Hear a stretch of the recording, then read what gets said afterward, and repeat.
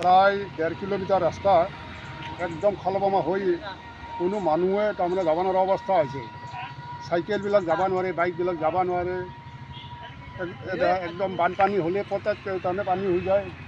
গতিকে ৰাস্তাটো অতি সোনকালে হ'লে আমাৰ গাঁওবাসীৰ সুবিধা হ'ল হয়। এইটো আমাৰ বহুত জনগণৰ মানে ৰাস্তা, এইটো বহুত ৰাইজৰ ৰাস্তা। গতিকে ৰাস্তাটো অতি সোনকালে মেৰামতি কৰি আমাক যাতে মানুহখিনি সুবিধা কৰি দিয়ে তাৰ বাবে আমি অনুৰোধ জনালোঁ। স্কুলৰ ল'ৰা ছোৱালীবিলাকেও তাৰমানে চাইকেলত আহিব নোৱাৰে, স্কুটিত আহিলে স্কুটিয়ে তাৰমানে বাগৰি যায়। গতিকে সেইখিনি সোনকালে কৰি দিলে ভাল হয়। এই বাৰিষা একেবাৰে বেয়া হৈ গৈছে ৰাস্তাটো, আমাৰ সোনকালে কৰি দিলে আমি বহুত সুখী হ'লোঁ হয়। নিজ নমাতি এলেকাৰ আমাৰ এইটো ওজাপাৰাৰ মাজেদি যোৱা যিটো ৰাস্তা, সেই ৰাস্তাটো আচলতে অতি দুৰ্গম।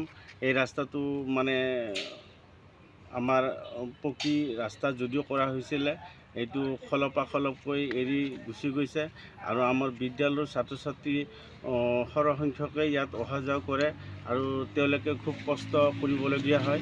আৰু লগতে আমাৰ যিখিনি ইয়াতে জনসাধাৰণ আছে সেইখিনিও আজি বহুত দিনৰ পৰা জীয়াতু ভুগি আছে। সেয়েহে আমাৰ তৰফৰ ফালৰ পৰা এই ৰাস্তাটো তৎকালীনভাৱে বা সোনকালে ভাল হ'লে আমি আটাইবোৰ ৰাইজে উপকৃত হ'ম বুলি আশা ৰাখিলোঁ। আমাৰ এই ৰাস্তাটো যাতায়াত বহুত অসুবিধা হৈছে। আমাৰ ইয়াৰ পৰা আহিলাবাৰালৈকে তাৰমানে গাড়ী মটৰ যাবই নোৱাৰে। ই ৰিক্সা হওক, চাইকেল হওক, কোনো যাব নোৱাৰে। এই চন্দ্ৰমোহন পাটোৱাৰীয়ে দিম বুলি কৈ আকৌ এই গুৰুত্ব দিয়া নাই।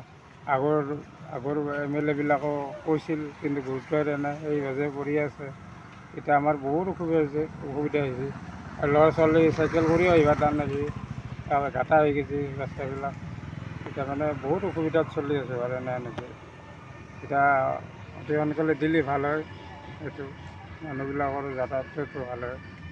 বাৰিষা কালতো আপোনাৰ চাইকেল গাড়ী আহিবই নোৱাৰে তাৰমানে, এনে গৈছে। এতিয়া সেইকাৰণে আমাৰ অতি সোনকালে এইটো ৰাস্তাটো দিলে ভাল হয়। ৰাস্তা বহুত গাঁটা হৈছে, গাড়ী মটৰ যাবই নোৱাৰে।